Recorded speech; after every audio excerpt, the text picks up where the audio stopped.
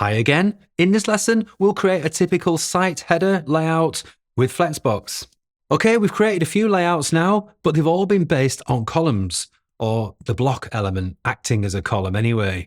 Nothing wrong with that, but there will be times when you don't want or need columns, and creating a site header with a logo and nav menu is one of them. This will be really quick. Once again, we start with adding a section. I'll click the section element here. I'll come over to the structure panel now to drag that section to the top of the structure because it's the site header. Later, we're going to put the site header at the top of every page automatically with templates and conditions, but for now, just dragging it up to the top of the page is fine. For the logo, I'll drag in an image element. This time, I'm going to drop it directly onto the structure panel, just to show you another way you can add elements to the page. And now a bricks nav menu element. I'll search for that one. I've just dragged both of them directly into the structure panel inside the container. For speed, I haven't actually made the logo image, nor have I created the nav menu in the menus section of WordPress yet, but for the purposes of this lesson, we don't need to. We can attend to those when we get to the dynamic content section of the course later on. This section has our default section padding, which for a site header like this is too tall. So for now, I'm just going to override the top and bottom padding on this section only to 1 rem. Again, classes will just easily handle this for us, as I keep saying, but just overriding it directly on the section like this is great. I want the classic site header layout with a logo to the left and the nav menu to the right. Out of habit, you might think that we'd need to add two 50-50 columns, put the image in one column and the nav menu in the other. No need.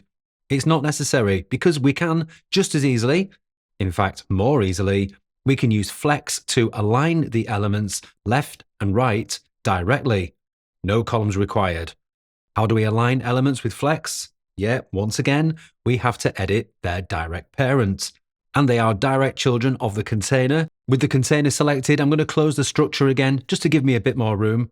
We want these laid out horizontally, so change the direction to horizontal. Because the direction is horizontal, the main axis is also horizontal. Let's look at the options. Aligned left or start is the default anyway. Center is center. End is, well, end. Space between, that's what we want. This puts as much space as possible between the child elements. One to the left, one to the right. Now that's the alignment that we want, but just to check out the remaining options while we're here, we have space around. That puts space around the items, as you can see. It's not trying to place them as far apart as possible. And finally, there is space evenly, which is pretty self-explanatory, as all of them are really. It's quite simple, I think you'll agree. I'm going to pop this back to space between. And as I say, I'm going to come back in a future lesson to create the actual logo and the actual menu, and we'll make it into a header template to display across the entire site. And of course, your job now is to add a new section. You can override the top and bottom padding to 1 rem or thereabouts if you like. Quickly add an image element and a nav menu element, and then with the container selected, align them with space between. No columns required. In fact, this would have been more difficult with columns. Next up, in the final lesson in this module, let's tackle a typical, more complex nested layout. I'll see you there soon.